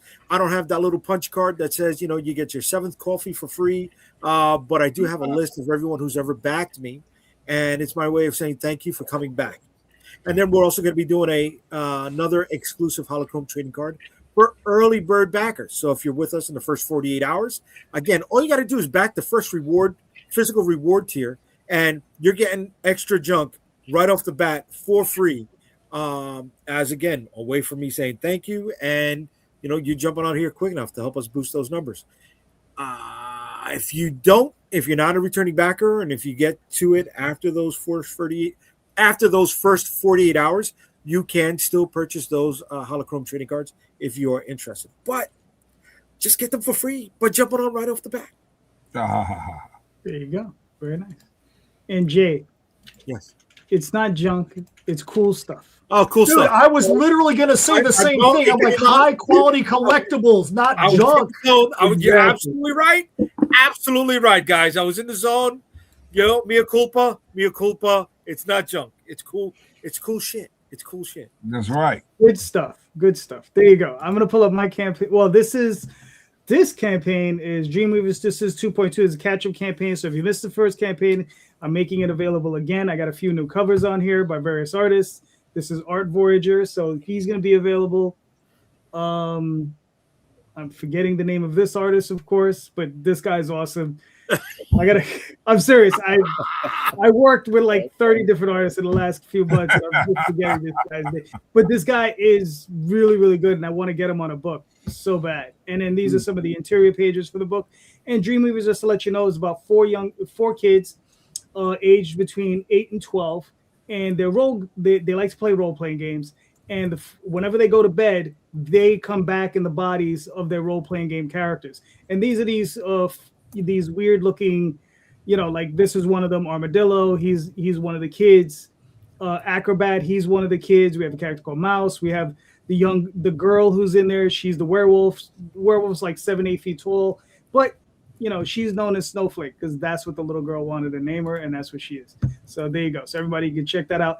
That'll be out on the next Friday, Friday the 6th. All right. And I'm also with that same group. And after my first stretch goal, we'll be releasing another card, and that'll be awesome. So there you go. And I think we had a couple other people jump in here. Who's this? Mark. Oh yeah, I'm in there. I'm always in there. All right, hold on. Let me pull that up. Judafis. That's right, buddy. That's my lifelong girlfriend. All right, there you go. Talk to us. Well, so Judafis is Afrofuturistic comic about a guy named Amaru Jones who is a bioweapon from our past, or at least from the past as it relates to that comic, who finds himself in the custody of 3 of his descendants who are orphaned, and the guys who were chasing him back in his past are kind of super powerful in the future, and they're looking for the kids. So he basically has to defend these kids, his relatives, and dig into a deeper mystery of why the heck it is they're looking for him, and you're going to find out that it's for a world-shattering reason. All right, cool. Now, are you done with the story? No, I in terms of writing the story, yeah, I've been done for a long time. All But still, I write and I draw everything. So, I'm a little slow because, like I said, I write and I draw everything, and I'm overseeing a whole bunch of other stuff. But I got 2 more pages coming out actually in the next 2 weeks. Nice. And so I think that I'm on a pretty good schedule once again. Cool. Now, it's going to be cool to get them out. Now, how long before you think it's done, and how long before I can get that trade? You'll get the trade probably by the end of this year. I'm not going to say probably. I'm pretty sure you'll get it by the end of this year because this is chapter 2 I'm finishing, and then chapter 3 is a little shorter than chapter 1 and chapter 2. Nice. All right. Cool. And then I'm going to do a Kickstarter to get it all colored.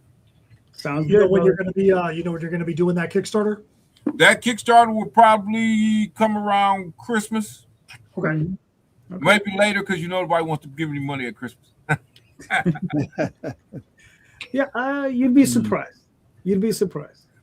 We only did one Kickstarter before, and we were really successful. I had fun doing it. So, I try to take lessons from that Kickstarter and from what I'm watching you guys do, in terms of doing the next one. Gotcha. Yeah, you want to if you run a Kickstarter, you want to make sure that you have the thing end by, I'd say, mid-November. Sure. That's about when people's eyes start turning towards Thanksgiving and, oh crap, I got to save my money to get presents. So if you have it end by mid-November, that's probably going to be where you're going to have the best success and not be running into those, people trying to pinch their pennies for the holidays. Yeah, you just saw the cover for chapter 2. There you go. Very nice. All right, cool. How many pages do you more or less approximate is going to be? I think it's probably about 90.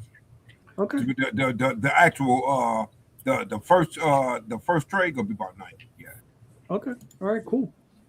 Now, just to push back a little bit what Matt said. I'm not going to go against conventional wisdom, but that's what it is. It's conventional wisdom, right? Now, there are some unconventional things you can do, though. Now, what I would advise is if you're going to run through Christmas, because I did for 2 campaigns, and I did fairly well on both of them. You run it, make sure it goes over Christmas, past the New Year, and maybe into the first or second week.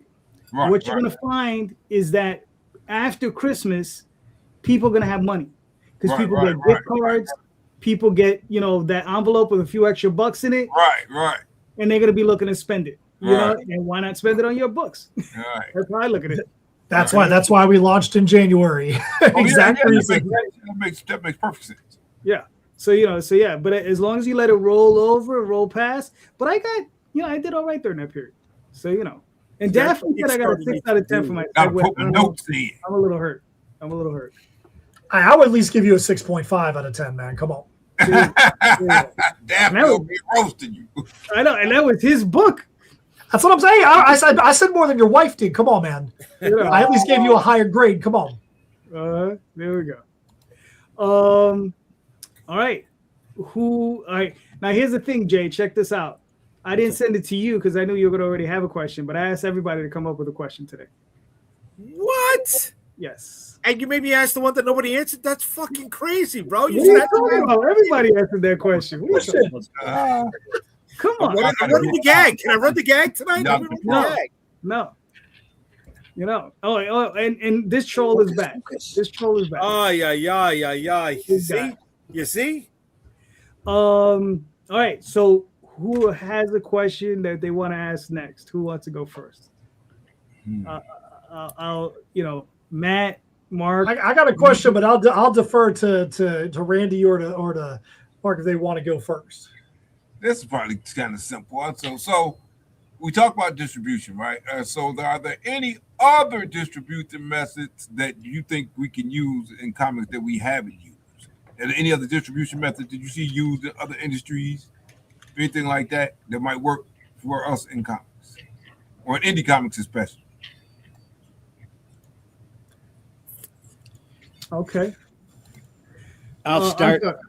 Go ahead, Randy. I think you'll have to find some. To tell you the truth, there are folks out there trying different things. I've been looking at doing different things as far as getting comics out there to folks, and I don't know, grocery stores.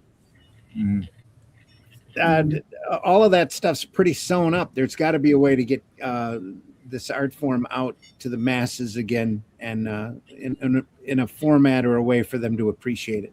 So I'm looking.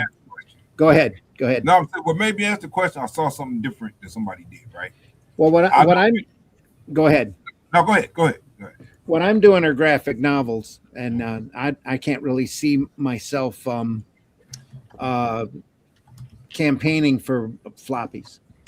So we've been doing graphic novels and looking at doing other things, but I would really like to get. I had a newspaper out for a number of years. That was great. I got a whole bunch of copies of that newspaper. Thank you. Here in the area, I love doing that paper. It was really, really rewarding, and it was a format that got us away from the didn't really get us away from the LCS because the local comic shops all advertised in the paper, and it helped them out as much as it did comics in general. But there's got to be more things to do like that available out there. Yeah. Well, maybe ask the question is that I saw a barber shop that actually was a comic shop as well as a barber shop. Yep, sure. I know what you're talking about. And I saw a coffee shop. It was a coffee shop. It was a comic shop as well as a coffee shop. Yeah. All right. So what about I think the days of a regular comic shop, an old style comic shop, are going to be very few and far between. They're always going to be something else with comics. Right. Yes. You got to bring in people. It's going to go. Yeah. I mean, look at banks today, right? Capital Bank is now a coffee shop more than it is than a bank, right? Yep. And maybe this is a form of marketing more it is than distribution, but along the lines of that coffee shop, that barbershop idea. Who's to say you can't partner with your local pizzeria? And on Friday night, the Friday night special, anytime somebody buys a pie, they get a book for free, and that book capitalizes on return information to your website or to whatever sale you got going on. That's a thought right now. Weed shops are doing it too. Weed shops always did, weed right? shop, dude. Or back in the day, that's where you used to get all the underground comics with the head shops, and I guess that they, kind of, remembered that, and they're doing it now. Yeah, that's where a lot of the direct market came out of, was those head shops. Yeah. All right. All right. So, Mark, your question was, where can we find alternative? Yeah. What type of? I'm saying. So, I said, are there any other distribution methods that we haven't tried? From other industries, maybe, or stuff like that. Well, I mean, wow, if you could get into them, Scholastic book fairs. Yeah. If you could get into one of those, not one. I mean, you got to get into because they're running them in what, hundreds, if not thousands, of schools. If you could somehow get into those, I think that would probably be key. But you have to have the right product. right? Because it's going to have to go through a team of teachers and parents and all kinds of stuff, Sure. right? So you have to have the right. So it can't be raunchy, and it can't be too much of any one thing. But if you have a good, fun action adventure thing, I think I could definitely go. Sure. But it has to be fairly innocent, right? Not too controversial. But I think that's one. I think another one is The last time I checked on their guidelines for submissions, you also had to fit a progressive political opinion, and you'll be heavily edited. That was in there. I saw that in their submissions. They warned you of that up front. right. And listen, I mean, you know what? I appreciate that because I'd rather be forewarned, Yeah. right, than have it sprung on me, right? Right. And I think any creator should, because if you're going to go with that route, at least going in what you're getting into. And I don't want to hear any complaining afterwards if you went into it and they changed your stuff. Right. You're like, you read the contract, right? Yeah. So but I think that's one of the ways. The other way is I think I think, and it's a way that's available to us now, is going through places like Ingram Spark and Lightning Source. We're available through them. Yeah. Through and Ingram. getting yourself into libraries. Yeah. Because libraries will buy from them, right? But there's a lot of libraries, and it's a lot of outreach on the 119,000 libraries in the United States. right. And you're right. And there's a lot of outreach you have to do, but you can do it. It's slow, steady, but you can definitely do it. And you just got to just keep hammering at that and just keep going. But those are definitely alternative routes that you could try to hit. Sure. Yeah. Mm-hmm. Yeah. That's my reply to PBR. Yeah. All right. So, Mark, what's the answer to your own question? Well, again, I think it's about being creative. Like you said, going into places like libraries, and going into places where there's a book market, and like particularly going to independent booksellers. We found that to be pretty lucrative for us. Going to because again, it's not just the Barnes and Nobles and the Books A Million and stuff like that. You got, especially, there's a rise of after being crushed to death, there's a rise of indie bookshops. Right. There's a big rise of indie bookshops. So You're seeing that come back, yeah. Just like record stores. Yeah. Yep, and they're willing to do business with you, big time. Especially if you're doing like trades and graphic novels. Right. Right. So again, it's just you got everything that you guys said. I think is right, and it has to add to your diverse method of going about distribution. Mm-hmm. All right. Cool. Matt, you have your question you want to ask? I do. Okay, so here's my question. So for each one of us on the panel, looking introspectively, what's one thing if you could do it better personally, that it would help you improve your comic creation experience? That could be writing, production, the way you go about sales, the way you promote. It could be anything, but it has to be based on something that you yourself feel like is an area that you could improve in. Okay. If you don't mind, I'll go first. Do it. Right. I think that sounds great. How about JD Calderon? Why don't you go first? Thanks. Appreciate that. It's always self-promotion, right? It is like, it's taken me a long time. I've talked about this on other shows with Jay and some of the other creators, like with the Oswald Chronicles.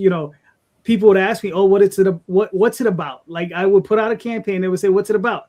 And I would spurg. I would be like there would be like just sparks coming out of my head because the story's so big. I'd be like, what, I don't know how to answer that question in under 3 hours, right? So 3 hours.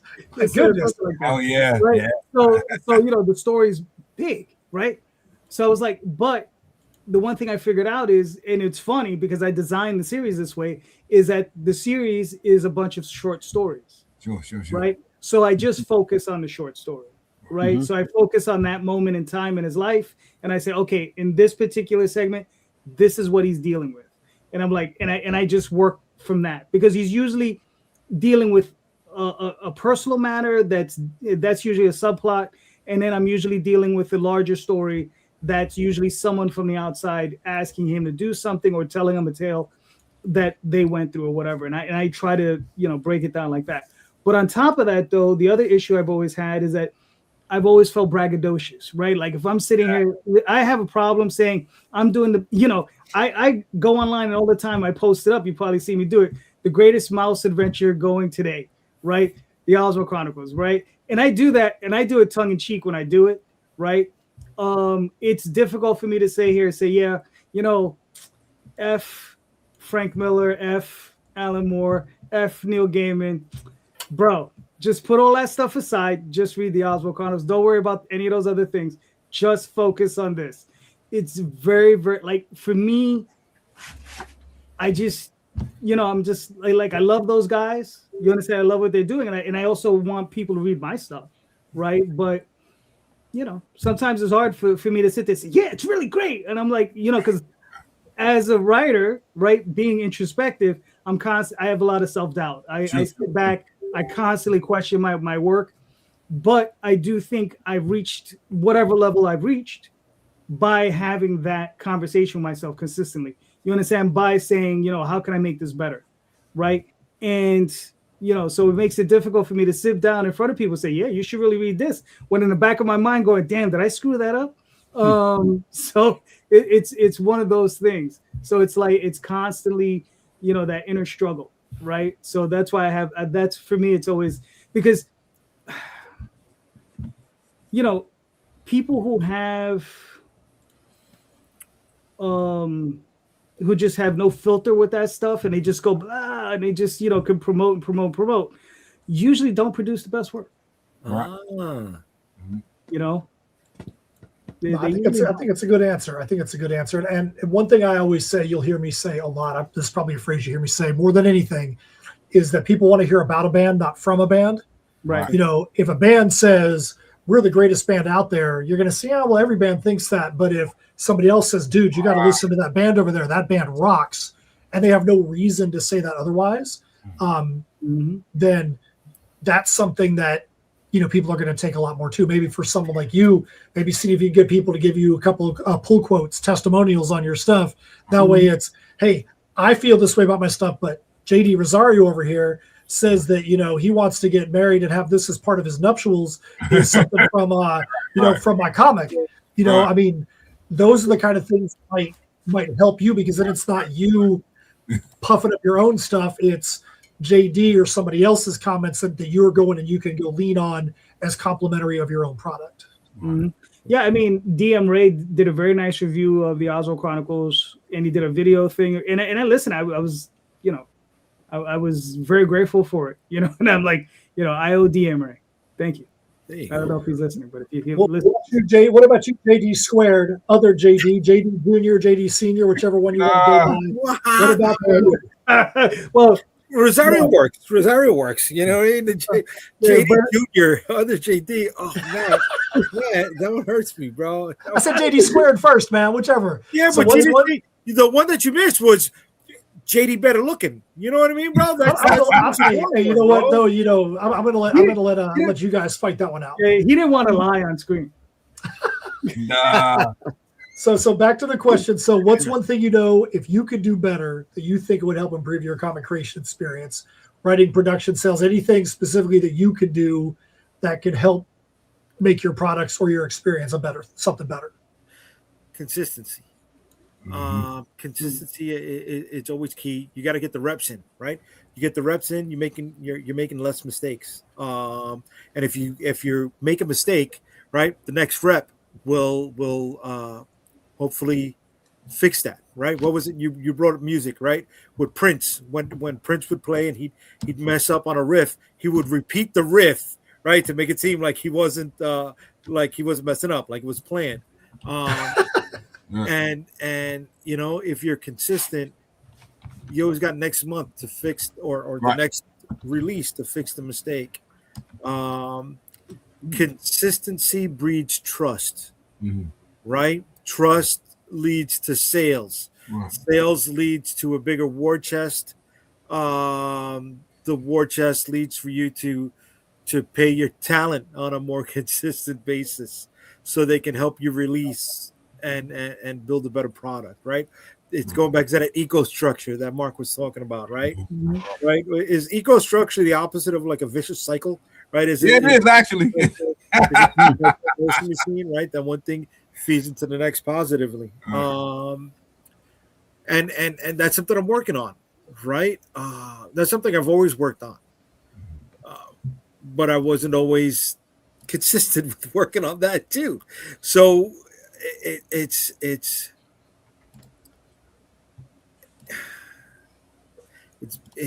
managing the focus to be consistent at the same I time. think that's fair. I think that's a good answer, man. Good answer. If this was Family Feud, that would definitely be on the board. Ding! What about you, Randy? I know, Randy, you've been doing this for quite a long time. What do you think at this point in your career you could still focus on to be better at what you're doing? Well, I'm already focusing on being more productive. That's been a big thing for me this last year, and sitting here and writing the Atlantean and basically almost like I've been relearning how to write. It's been a real big educational experience. Other than that, it's marketing, getting out there in front of faces and in front of noses, getting the recognition of the product out there. I'm not afraid of the quality of the product. It's just a matter of finding the audience for it and getting the sales from it. Luckily, with the Atlantean, we've been climbing in sales with every volume, which is a lot of fun, and we've been getting more and more notice because we are based off of a Robert E. Howard property. So the REH family, that group that are into Conan and Howard's writings are starting to find us and give us a lot of really nice positive reviews, which has been really, really great to see. But other than that, my big goal this next year is to get out there and sell more and to be more productive than I was in 25.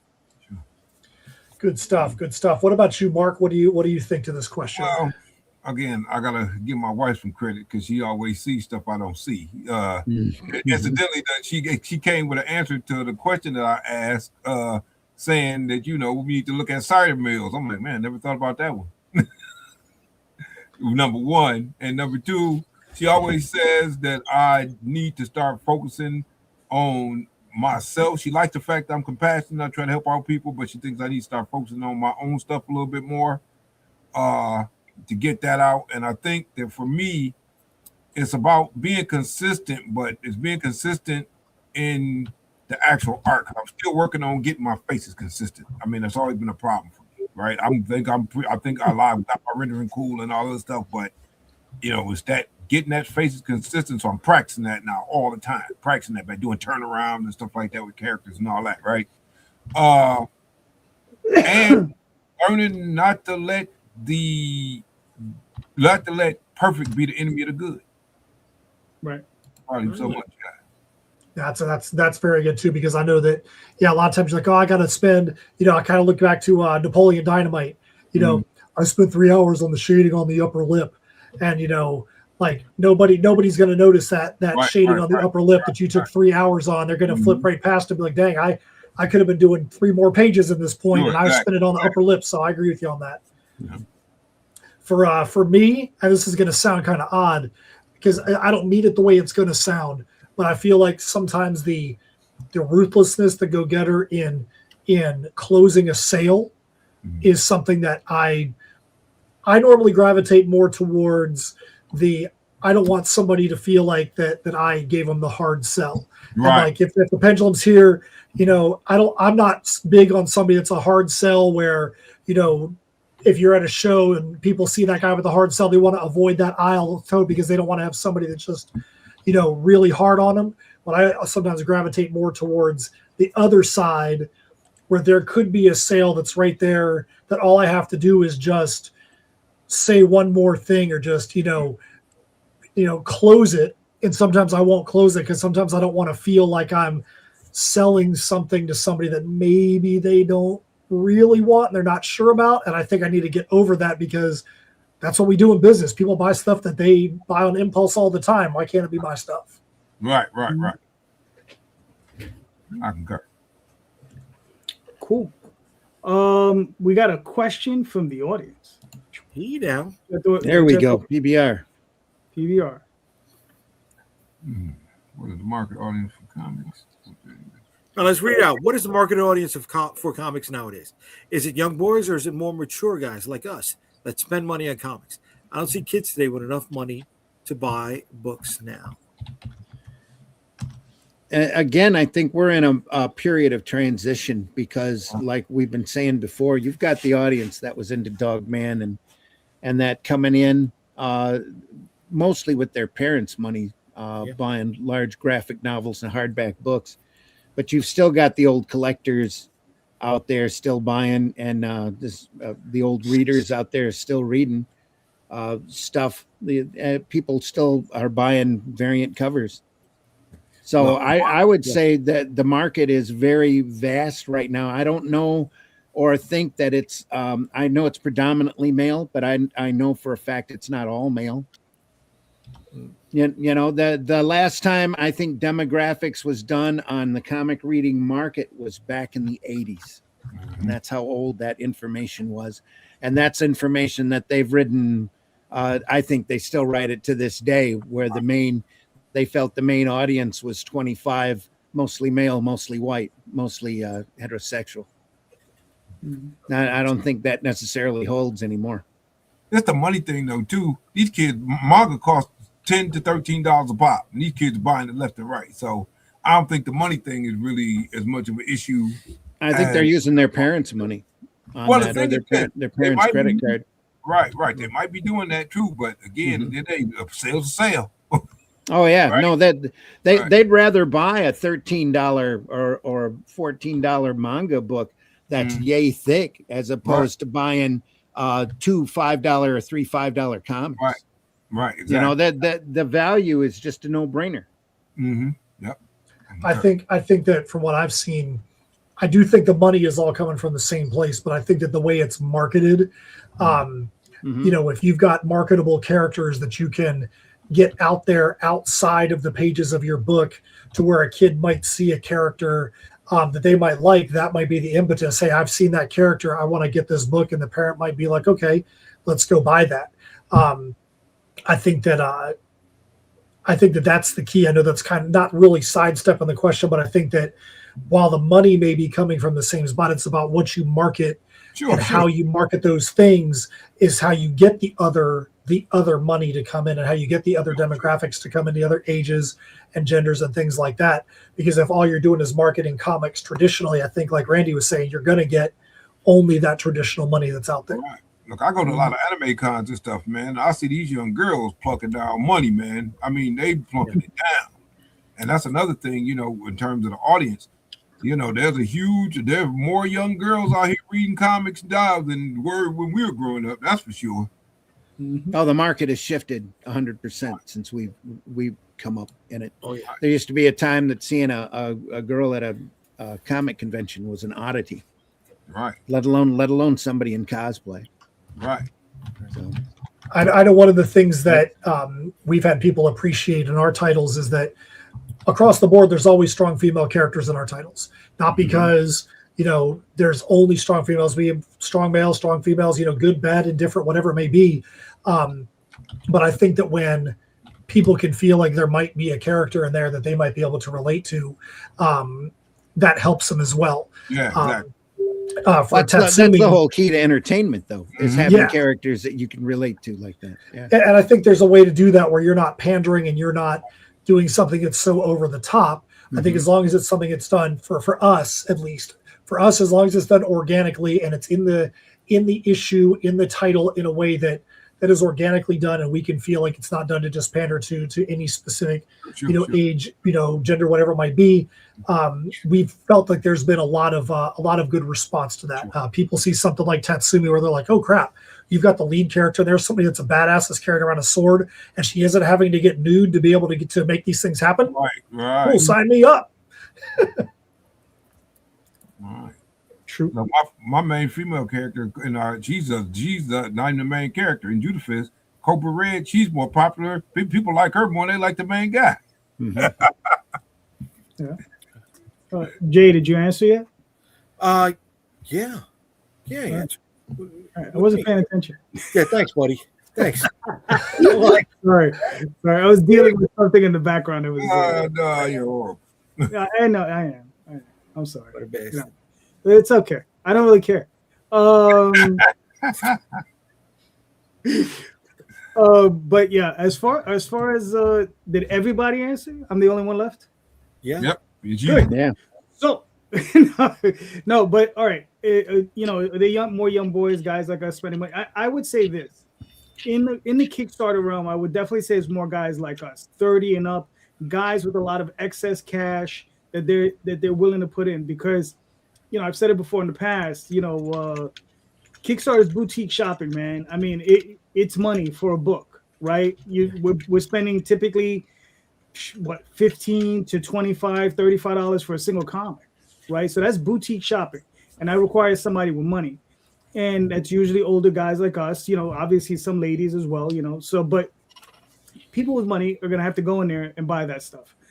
When it comes down to like Mark was saying, young ladies do spend money. When I was doing we did an 8-year run, San Diego, Daphne and I, my biggest clientele for Oswald, and this was prose. This wasn't comic books. This was prose.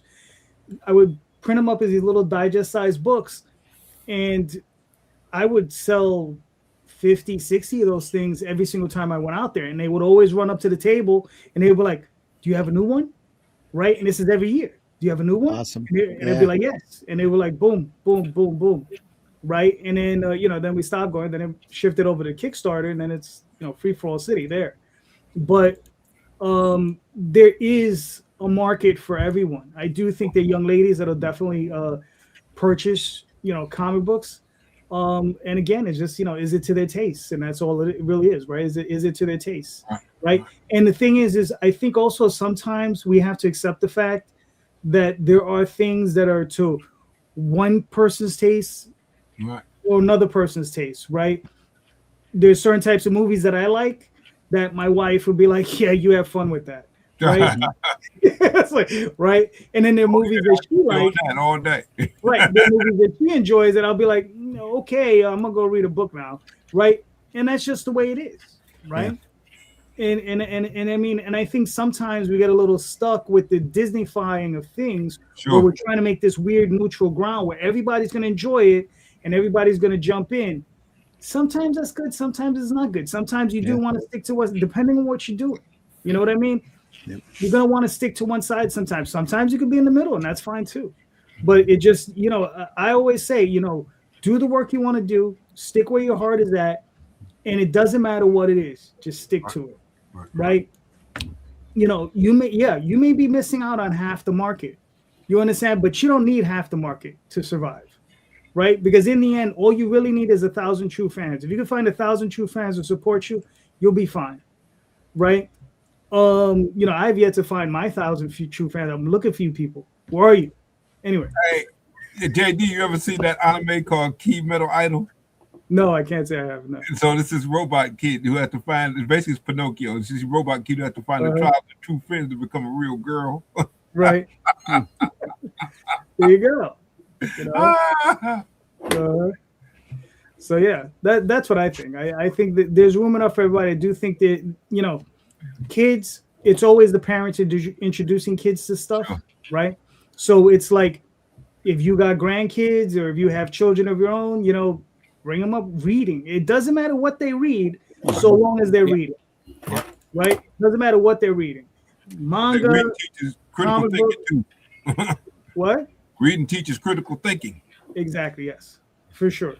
You understand? But as long as they're reading, that's what matters. It doesn't matter what they're reading, as long as they're reading. You know, so that's how I look at it. And then PBR also had another question. He says, "What about the gals or females buying comics today?" Yes. Like I said, I think we kind of answered that one too. So, all right, Randy, do you got a question? Just a softball one. No, that's fine. All right. Is there a old black and white series out there that you miss that's no longer around? Independent series Oh, you're talking comic books. in comics? Yeah. Yeah. That's fair. That's fair. No, not on television. Well, there's no- I miss me, those well, old there's serials. Yeah, we used to go to the theater every Saturday. Anyway, oh, Twilight Zone. Come on. I miss Twilight not- Zones are still all available, man. I've been Oh, no, rewatching them. Yeah, But could you imagine if you could get new ones from Rod Serling? that would be great. Well, that's probably not too far off anymore. Right. You know, Randy, I'm missing them black and white Savage Swords of Conan. Yeah. That's why we do that. Yo, That's that's why cool. he And did I'm Randy gonna start, and I'm gonna start going for that book too. I'm also missing. I'm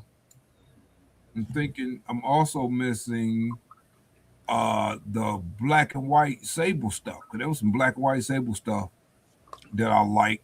Now, would you say Mike Sable, Grell, Sable? John Yeah, Sable Mike, freelance? just the black and white Sables that I liked a John lot. Sable freelance. Okay. Yeah, and he also did the Star Slayer he did too. Yes, he did. Yeah, I missed that stuff, man. I missed that stuff a lot. Okay. Cool. And stuff was mostly in color. There's some great stuff that who remembers the fourth the Fourth Kingdom out there that ran across that title the other day when Bill Shanish just came in and bought out Bud Plant. They announced a day or two ago. Right, yeah, I saw that. Yeah. Mentioned that. I'm like, wow, I haven't thought of that magazine in a while. I got copies of it around. I need to dig that back up and take a look at it. It's like I mentioned earlier, Galaxian I really liked when it was out. That was like a Star Trek, only with almost got an anime look to the artwork. It's really nice. Albedo I miss a lot. That was a very military, funny animal comic. That was a really good. Steve Galacci. Yeah, Steve Galacci. A little gets a little overly technical at times, but it was a great book. It was fun, and it spawned Sagi Jimbo. Yep. No, Nobody remembers Albedo. I really wish we could get some more Crow work. Yeah, yeah, that would be nice. That'd be real nice getting some more Crow. Thank you, Burke. Matt, what are your thoughts? I'm going to give a cheesy answer on this one, but I think it's just because it's not that old. But I really enjoyed the beginning, the start of The Walking Dead when it was there and it was around, and then when they're like, oh, it's gone now. I enjoyed that because I felt like there was something special in the beginning of The Walking Dead. As far as comics, when I feel like there's a whole new group of people that were not just brought to that, but also brought to the cross-platform, comics and a TV show that was great. I mean, I think that after a while, the comic got cheesy. After a while, the show got cheesy. But I feel like just that energy at the beginning was really cool. Having the, what are they going to change from the comic to be able to put it in the TV show? Let's go back to the comic and take a look at this. And that was the black and white. So I think that's my answer. Right. I agree too. That's pretty cool stuff. Okay, cool. Jay, what are your thoughts? All right, so they'll make fun of me, guys. I didn't have a comic shop in my area growing up, right? So everything was off of the spinner racks. And it wasn't until I was in a junior in high school that I found a comic shop. And but that was like what, 1972? 1992. 72, yeah. Yeah. And the indie books that I was picking up, which weren't indies, they were more just, they weren't Marvel and DC, right? Were Valiant, were the Grendel books, the Mage books. So you missed that whole golden age of black and white alternatives. Yeah, but all of that stuff started out like that. Yeah. But the one golden age, the one black and white book that I was picking up on a regular basis on release was Jeff Smith's Bone, Yeah. There you go. right? It was hitting at that time, right? Yeah. And I was digging it. I was picking it up. I never had a pull list ever. It was okay. I'm coming back, and when I come back, whatever's there, I'll try to grab. So it was Bone, and then when it would come out in full color in a digest, I was like, I don't want this shit. Yeah, right. I want it in black and white. Yeah. So I got about a good 30 issues of Bone in black and white. You know what else? Jason Scott Alexander's what was that? Empty Zone from Serious Comics. That was dope. He's doing Spawn and stuff, covers and stuff now. Jason Alexander, he's doing that stuff.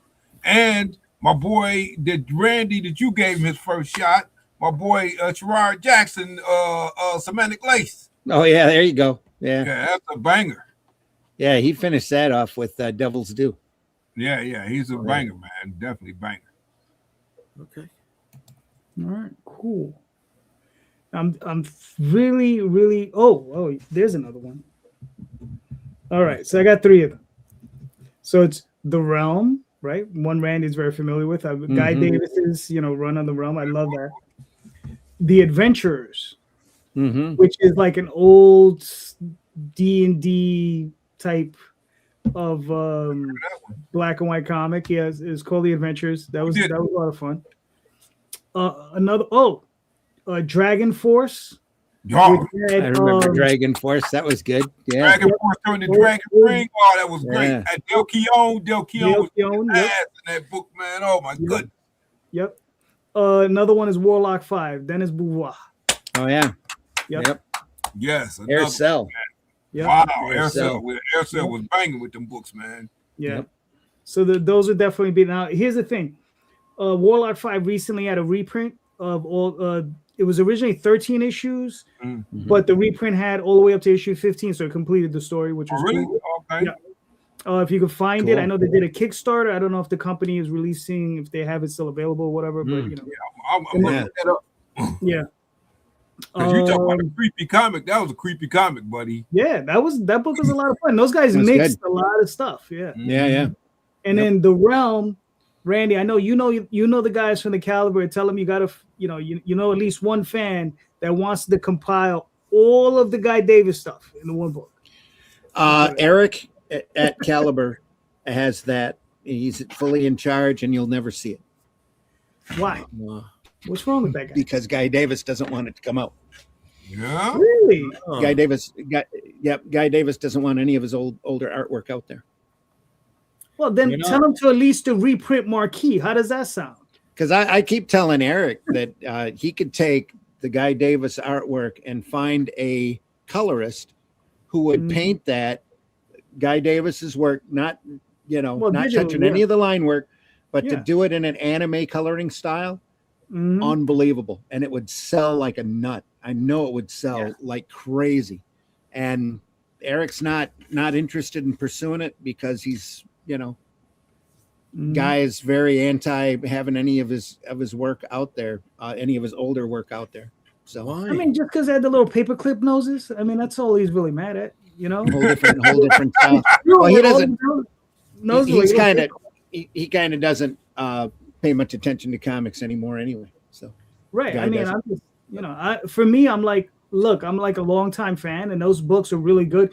I mean, the Realm books are really good. There's I love his stuff. I love all of his work. Every iteration of his work, he's just amazing. Yeah. But there's 2 issues that are just like 2 annuals or 2 specials. Legend Lord. Have to do with the dwarfs and stuff. It was Legend Lord. Yeah, Legend Lord. Those 2 are like incredible. Those are the 2 that I really like. That I love to receive. But again, Marquee, which is a book he did later, right, is out of print. I would love to see a reprint, nice hardcover of the whole thing, reprinted. Right. And that's his new work. That's he might not want it out there. I can't speak for him. I haven't spoken to Guy in probably 20, 30 years. Right. Oh wow. But well, he's in Hollywood now, so Yeah, he's with Guillermo. Wherever Guillermo is, he's that's where Guillermo del Toro. Yeah. That's where Guy He's Davis doing is. his design work. So Every kaiju you saw in Pacific Rim came out of Guy Davis. Oh, really? yeah, Oh yeah. a lot of the design work I think in Pinocchio. We look for him in the credits every Guillermo production Guillermo movie. that he's done since before Pacific Rim. I don't remember what the first Hellboy, maybe that guy came in on, and Guillermo just took him, and he's been working in his art production department ever since. Yeah, Oh, wow. Yeah, doing some really imaginative stuff. You look at the what was it, Cabinet of Curiosities that he did on Netflix. All of those monsters, everything on there was all Guy Davis. That was great. That was great. Yeah. You know, I didn't finish the series, man. I only got 3 episodes in. I was like, okay. Well, it's very quirky, and I thought the last episode was like the most disturbing. Right. The one you sit there and you go, whoa, just it just kind of shook you. Very different from the rest of the series, but it's worth watching. It's fun. It's a nice anthology series. Give it another shot. Yeah. I mean, because you got to remember, it's an anthology series, different directors, different writers.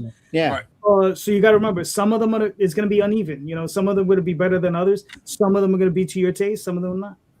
You know what I mean? Thanks, Art Victim in the chat. I love doing it. Loved Flint Comics. Had a few issues from back in the day. Delivered to my old town of Gaylord. Yep, that's because Kurt Kulka.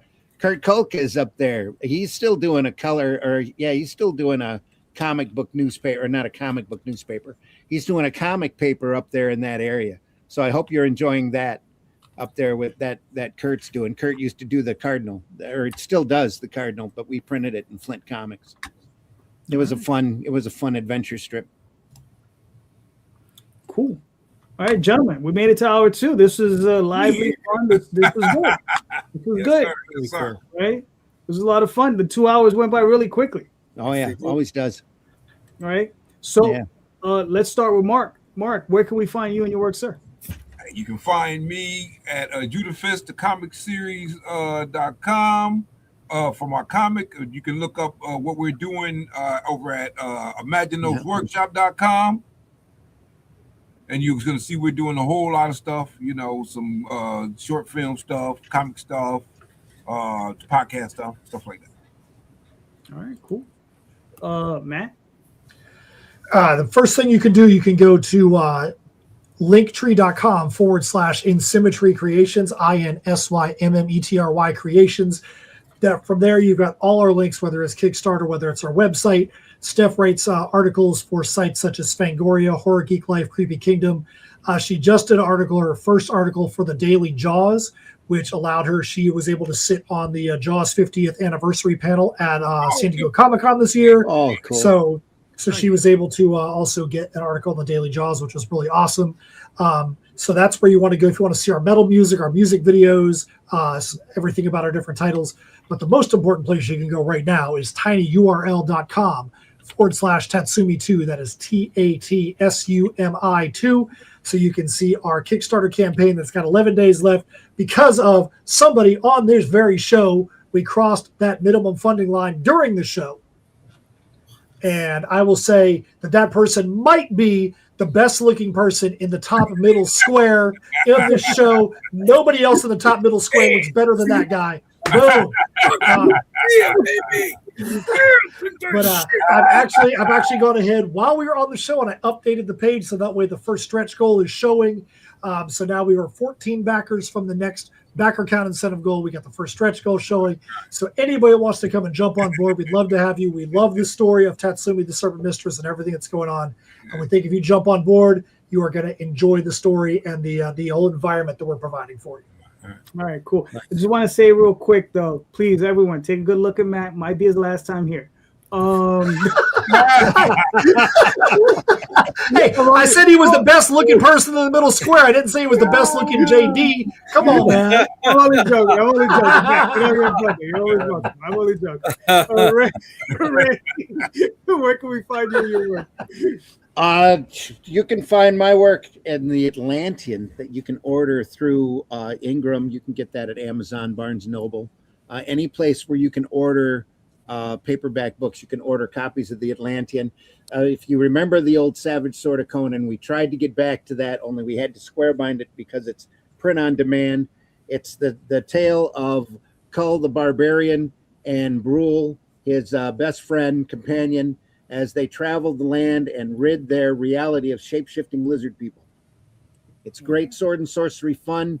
We have 3 volumes of the Atlantean out already, and all 3 of those are based off of another book that we did called The Shadow Kingdom that adapts the Robert E. Howard story. That is also available at Barnes & Noble, Amazon, on Ingram, and it's available in multiple formats too, including the one that's in the same format as the Atlantean, but there's also a beautiful hardback version and a digest version of the same work. So please take a look at those. The 4th volume of the Atlantean is going to be campaigned in March, starting March 1st. All of the artwork on the Atlantean is all done by Russ Leach. It's really pretty, just beautiful stuff, except for those fantastically painted covers, which we just got the cover in for the latest issue, and it's just amazing. Our painter on these covers has just been fantastic, and I can't recommend it enough. If you like sword and sorcery work, you're going to enjoy these books. We went to great lengths to put as much of our love and entertainment into each book. But again, they're available wherever books are sold. You can look for the campaign for the 4th volume on fundmycomic.com. Fundmycomic.com. We'll have that over there the 1st of March. If you want to sign up for a newsletter, we do have a newsletter available over at russleach.com. russleach.com. You can sign up there. Russ doesn't bombard you with a lot of unnecessary spam. Just a newsletter maybe once a week to let you know where we're at as far as the book's progress goes. But other than that, I do 2 podcasts on the Indie Comics Network. Please check them out, Sunday Funnies and Comics by Night. And thanks a lot for having me on. That's about anytime. Mr. J. D. Rosario. You can find me at unstoppablecomics.com. All of our social media links are over there on the website. And I would ask you to not forget on Friday night, February 13th, Friday the 13th. We got Vicky Sticks launching on Kickstarter. All right. You can pick up not just issue 2, but you can pick up the previous 0 issue and issue number 1. And then one of the things I like to do with the issues is have the regular trade dress cover, but on the back it is sans trade dress, so you can present it any way that you want. Right? You don't got to buy an extra copy. Give it out. It's all there in one shot.